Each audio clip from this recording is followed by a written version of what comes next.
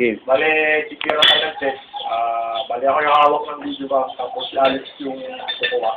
So yung mag-execute, papalitan na sa inyo kung paano yung chess proper at execution.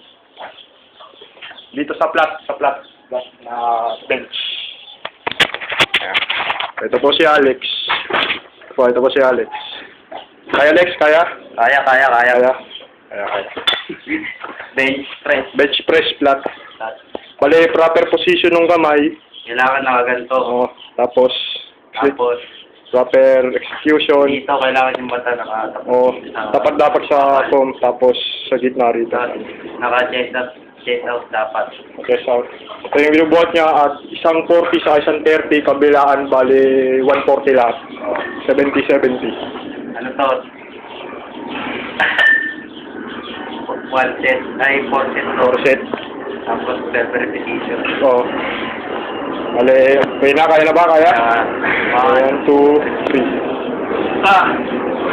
Pakita natin na si Alex.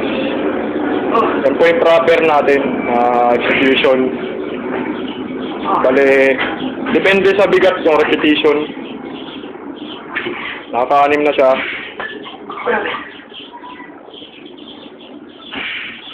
Bali kasi 7 repetition sa 70. Okay lang, Lex, kaya? Okay, tingnan mo na. Okay, nice. Ayan. Ano ba? Stop na.